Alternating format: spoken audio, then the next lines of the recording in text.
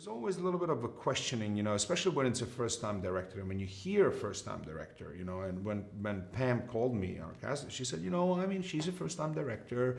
It's kind of like, it is what it is. And I'm like, after I met with Jules, if she's gonna direct as she kind of like the person she is and the person who I met, this is gonna be like you walk on a set today and you shoot your EPK thing and show this person who is directing to any other director and ask him, is this a first-time director? They go, no way, and that's the confidence she has, and it's completely real and honest confidence, and you can feel that, and we've been doing it for like a couple of weeks now, and it's like, we're on time and we're finishing everything on time. It's like it's been a great experience.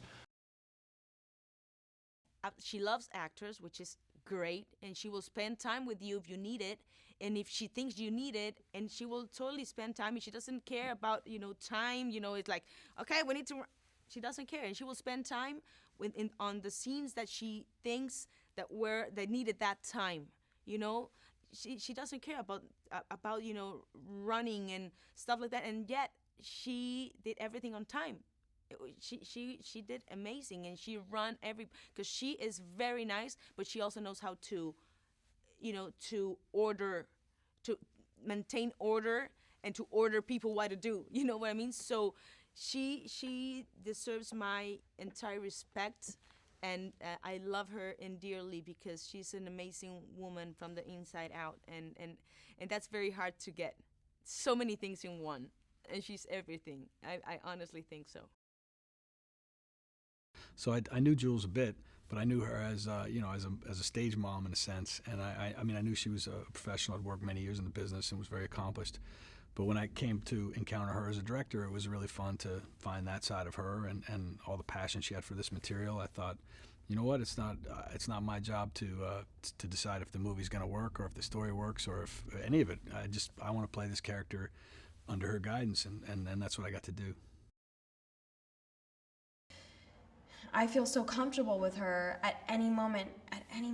I'm able to pull her aside or talk to her or talk something through, and she knows the script so well since she wrote it. And she knows the essence of like what each scene needs to be, and the way that she communicates is just so easy for me to work with that I feel really safe doing more bold things than I probably would do. And like the first day, I remember we were talking about, how I was gonna enter for the first time in the movie, and I had an idea, and she was like, well, sell it to me. And I said, okay.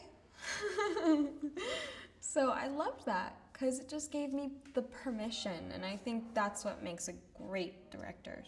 If you have the permission, you'll do things and be spontaneous, and I think spontaneity is when magic happens, when you're not thinking about being pressured to do a certain thing exactly right. If you have someone that can communicate the essence of what she's looking for, you kind of can find your own path to get there. And I think that's what makes her super special. For me, I think directing is part of it's the visual, what you see in your head and visually what you want to see. But then there's also lens sizes and camera angles and, 2-shot, 3-shot, fucking a group shot master and all that. And who better to know all that stuff than the script supervisor, So she already has the knowledge about the lens sizes and the angles and what goes where and what. And then, of course, she has the the visual aspect of it and the character build up and all that stuff because, she's been around it for 30 years. And I met her when I went to a fitting and a test for hair and makeup, and she came in. She's just so cool. What an amazingly cool woman. And to have an opportunity to work with her on something that is hers, it's her baby. She wrote it and now is directing it and has lived with it for I don't know how long, 4 years, yeah. I was gonna say 3, 4 years. It's amazing, and she knows every beat of the story. So even the beats that are not necessarily written. She's already pictured it in her head and has it clearly. It's really amazing. Unlike working with a director who maybe didn't write the story, it's hers, and then she also has the ability to articulate exactly what she needs from it as well. Let me tell you, Jules Stewart, the director of the movie, she's also punk rock. That woman has a punk rock spirit that exudes out of every pore. From the moment I met her and she went, "Take your shirt off, let me see your tattoos, that's awesome." And I'm like, this is absolute punk rock movie making, I love it. I had to fly out and meet Jules, and that, I mean, the rest is just history. I mean, Jules, her birthday is the day after mine. I feel like she's family now. Spending time with her, I mean, same wavelength, finish each other's sentences kind of relationship. One of the most beautiful, organic people that I've had the pleasure of meeting in this world, let alone this business. Jules Stewart is a badass. That's all I have to say. She's awesome.